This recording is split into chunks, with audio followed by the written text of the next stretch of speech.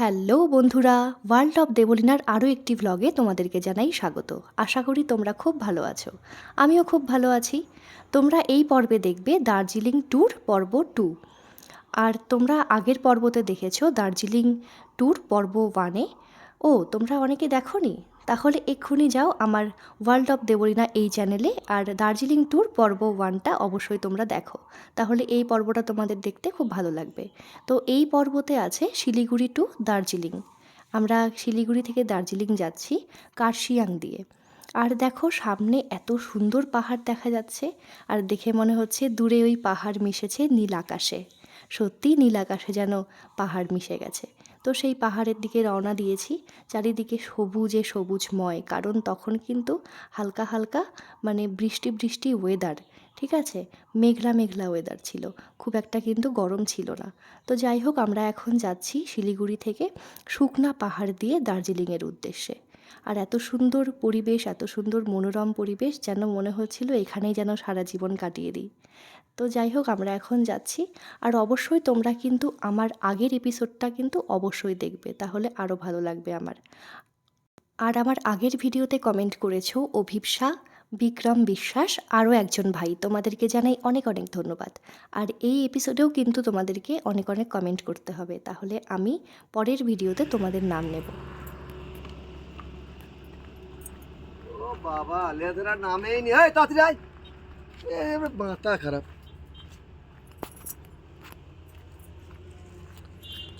তো আমরা এখন আছি কার্শিয়াংয়ে। তো কার্শিয়াংয়ের ভিউটা একটু তোমরা লাইভ দেখে নাও। এই দাঁড়া।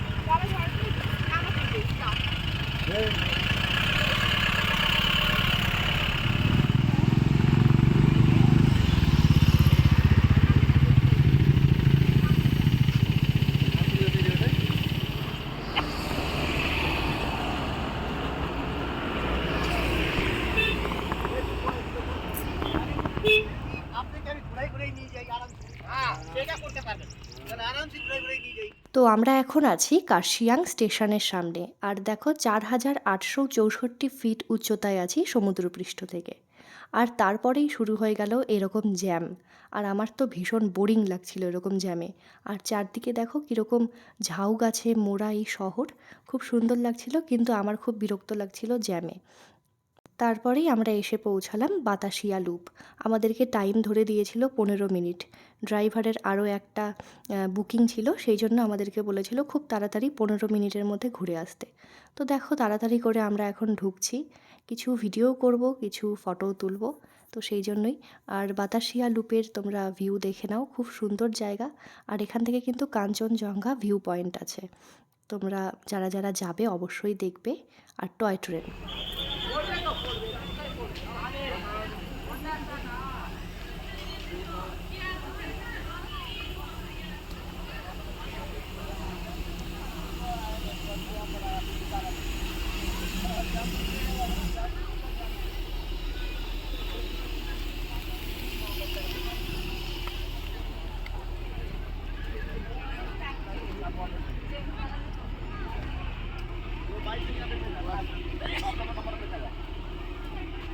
ঝামেলা হয়ে যাবে ফালতু। এদিকে এদিকে না, এদিকে এদিকে এসো।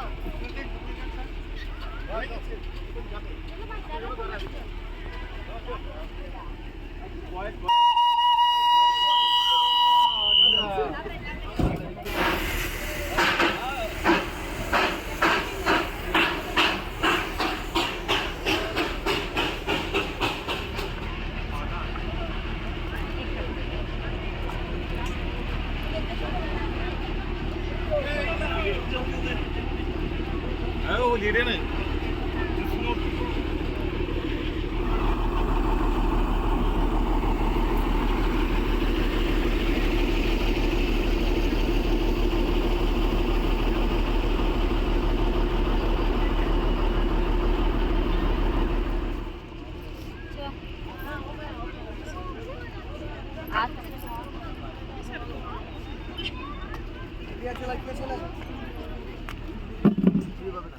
আর ওই যে দূরে দেখা যাচ্ছে মেঘে ঢাকা, ওটাই কিন্তু কাঞ্চনজঙ্ঘার চূড়া। আমরা বাতাসিয়া লুপ থেকে দেখছি। তো তো আর এই আউটফিটটা তোমাদের কেমন লাগছে অবশ্যই কিন্তু কমেন্টে জানাতে হবে। আর শপসি থেকে নিয়েছি পালাজো প্যান্টটা, আর টপটা নিয়েছি বাজার কলকাতা থেকে শিলিগুড়িতে।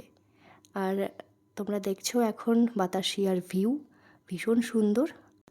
আর তারপরেই আমরা এখন গাড়িতে বসে এখন চলেছি দার্জিলিংয়ের উদ্দেশ্যে।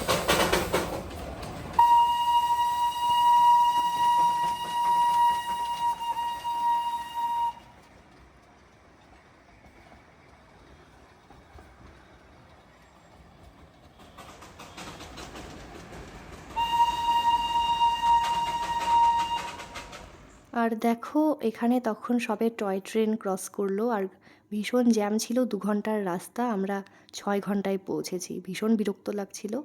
তো এখন আমরা দার্জিলিং স্টেশন পার করছি, মোটামুটি দার্জিলিংয়ের কাছে চলে এসেছি। মাত্র 5 কিলোমিটার যেতে আমাদের কিন্তু 2 থেকে 2.5 ঘন্টা লেগেছিল, এতটাই ভিড় ছিল, কারণ স্কুল বন্ধ, কলেজ বন্ধ, সব কিছু ছুটি আছে, সবাই চলে গেছে আমাদের প্রিয় শহর দার্জিলিংয়ে। শিলিগুড়ি থেকে সকাল 6:45টার সময় আমরা রওনা দিয়েছি দার্জিলিংয়ের উদ্দেশ্যে, যেখানে 10টার সময় পৌঁছে যাওয়ার কথা, তারও আগে বলা চলে, কিন্তু আমরা এখানে পৌঁছেছি কিন্তু তখন বাজে বেলা 1টা, ভীষণ খিদে পেয়ে গেছে। আর তারপরে আমরা এখন হোটেলের দিকে যাচ্ছি। আর তারপরেই দেখছি ম্যালে এরকম প্যান্ডেল করা আছে, তারপরে এরকম প্রোগ্রাম হবে এরকম কিছু মনে হচ্ছে। তো ওখানে সবাই বলছিল, বাঙালি যারা আছে তারা সবাই বলছিল যে শ্রেয়া ঘোষালের কনসার্ট আছে। তো আমরা তো মনে মনে ভাবছি এতই ভালো আমাদের কপাল যে আসার সাথে সাথে আমরা শুনতে পাচ্ছি শ্রেয়া ঘোষালের কনসার্ট আছে, তো আবার টিকিট না কেটেই দেখতে পাবো শ্রেয়া ঘোষালকে। সত্যি বিশ্বাস করতে পারছিলাম না আমাদের কপালকে, যে এতই ভালো কপাল। তো যাই হোক, খুবই খিদে পেয়ে গেছিলো, তো আমার বাপি একটু হোটেলে কথা বলতে গেছে। আর সেই টাইমে আমার প্রিয় খাবার এই যে কলা মুড়ি, বাইরে গেলে কিন্তু আমি এরকম কলা মুড়ি খাই, কারণ নিরামিষ হোটেল কিন্তু খুঁজে পাওয়া যায় না। আর হোটেল খুঁজে পেলেও কিন্তু পেঁয়াজ রসুনের ভরা থাকে, নিরামিষ তো পিওর ভেজ ওরকম পাই না। তো যাই হোক, এখন আমরা হোটেলের দিকে যাচ্ছি, আর আমাদের হোটেলের নাম হচ্ছে নরলিং হোটেল। হোটেলের কোয়ালিটি বা রুম কোয়ালিটি কিন্তু ওকে ওকে, মোটামুটি, খুব একটা বেশি বলবো না। আর যাই হোক, তারপরেই আমরা চলেছি মহাকাল টেম্পলে, কারণ হোটেলে গিয়ে আমরা কিন্তু 1 মিনিটও দেরি করিনি, জাস্ট আমরা রেখেছি ব্যাগ, বেরিয়ে পড়েছি। হাঁপিয়ে যাচ্ছি।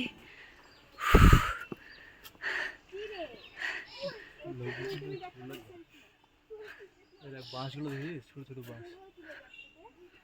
বাসগুলো যেরকম কোনোদিনও দেখিনি, এত ছোট ছোট বাস।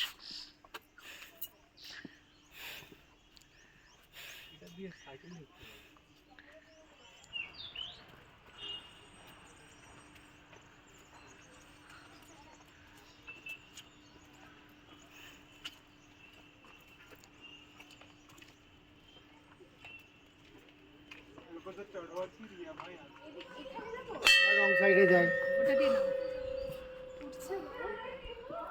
এত উঁচু রাস্তা পেরিয়ে যখন ভগবান শ্রীরামকে দেখলাম, সব ক্লান্তি কিন্তু দূর হয়ে গেল। তো এখন আমরা যাচ্ছি মহাকাল টেম্পলের দিকে। মহাকাল মন্দির দেখো কতটা উঁচু জায়গা, কিন্তু খুব ভালো লাগবে এখান থেকে, ভিউটাও ভালো লাগবে, মহাদেবকে দেখতেও কিন্তু খুব ভালো লাগবে। তো আমরা ওখানে যাচ্ছিলাম, আর আমার তো অবস্থা একদম খারাপ হয়ে গেছিলো, আমি আর চলতেই পারছিলাম না। আর দেখো এই যে একটা গাছ আছে, ঝাউ গাছ না পাইন গাছ জানি না, মানে ফাঁপা, ভেতরটা দেখো কিছু নেই, তাও এত উঁচু উঁচু গাছ, যেন মনে হচ্ছিলো যে 5 তলা বিল্ডিং। আর দেখো মহাকাল টেম্পল থেকে এরকম ভিউ দেখা যাচ্ছিলো। আর তারপরেই দেখো আমার ভাইকে আমি দেখতে পাচ্ছি, রিজুকে, মা মনে হয় খেতে দেয়নি, সেই জন্য দেখো বোতল কামড়াচ্ছে। কী রে রিজু, তোকে মা খেতে দেয়নি? তো যাই হোক, তারপরেই আমরা চলে যাচ্ছিলাম কাঞ্চনজঙ্ঘা ভিউ পয়েন্টের দিকে। মানে এটা কিন্তু ম্যালের একদম পেছনের দিকে আছে, হাঁটতে হাঁটে যেতে হবে, মহাকাল টেম্পল ছাড়িয়ে যেতে হবে। তো ওখানে যাচ্ছিলাম আমরা হেঁটে হেঁটে হেঁটে হেঁটে, কারণ এত আমরা হাঁটছিলাম, এরকম যদি হাঁটতে থাকি না 7 দিনেই একদম রোগা হয়ে যাব, তার মধ্যে আবার তো শুধুমাত্র কলার মুড়ি খেয়েছিলাম। তো যাই হোক, তখন ভীষণ এক্সাইটেড ছিলাম। তো হাঁটছি হাঁটছি হাঁটছি, হাঁটতে হাঁটতে এখন চলে যাচ্ছি ভিউ পয়েন্টের দিকে। তো এখান থেকে কিন্তু কাঞ্চনজঙ্ঘা সেরকম দেখা যাচ্ছিল না, কিন্তু এমনি পাহাড়ের ভিউ খুবই সুন্দর লাগছিল। কাঞ্চনজঙ্ঘা দেখা যাচ্ছে না, কারণ এখানে কিন্তু অনেক মেঘ ছিল তখন।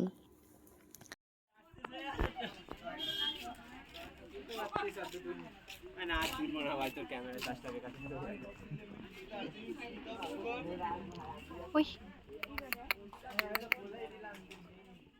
তো এখানে কিন্তু দূরের বাড়িগুলো দেখতে খুবই ভালো লাগছিল, আর এখান থেকে এসেই আমি উঠেছিলাম ঘোড়ার পিঠে। তোমরাও দেখো।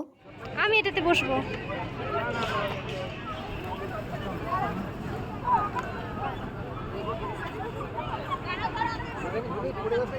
চার হাত পা চারদিক হবে ঘোরার।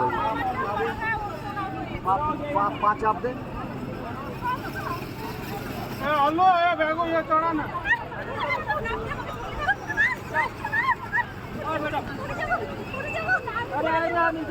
আস্তে আস্তে আস্তে আস্তে আস্তে আস্তে এ ভাই আস্তে আস্তে করো।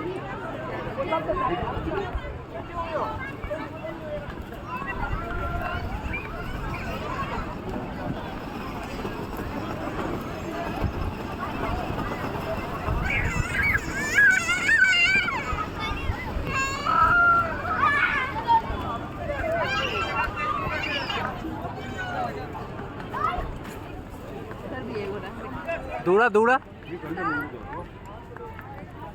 দৌড়া করা। Side side side side side.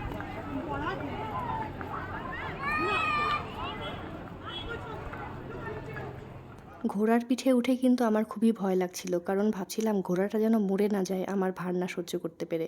তো যাই হোক, এখন যাচ্ছি আমরা গ্লেনারিস আর ক্যাভেন্টার্সের দিকে। এত ভিড় ঠেলে মনে হচ্ছে যেন অষ্টমীতে আমরা দুর্গা ঠাকুর দেখতে যাচ্ছি। তো যাই হোক, এত ভিড় ঠেলে তারপরে আমরা গিয়ে পৌঁছালাম ক্যাভেন্টার্সে। অনেকটা বড় লাইনে দাঁড়িয়ে তারপরে ক্যাভেন্টার্সে এখানে পৌঁছালাম। আমি তো রেস্টুরেন্টে কিছুই খাই না, শুধুমাত্র আমি একটু লাস্সি খাবো এখান থেকে। তো যাই হোক, লাস্সি নিয়ে নিলাম, আমার খুব প্রিয়। আর ঠান্ডার মধ্যে লাস্সি খেতে কিন্তু ভালোই লাগছিল, ঠান্ডা ঠান্ডা। তো আশা করি তোমাদের এই ভিডিওটা খুবই ভালো লেগেছে। যদি আমার ভিডিও ভালো লাগে তাহলে অবশ্যই সাবস্ক্রাইব করবে আমার চ্যানেলটি। আর পরের ভিডিওতে দেখা হচ্ছে দার্জিলিং ট্যুর পার্ট 3। সেখানে তোমরা দেখতে পাবে আমরা গেছিলাম দার্জিলিং চিড়িয়াখানাতে, দার্জিলিং ইস্কন মন্দিরে। তো সবাই ভালো থেকো, টাটা।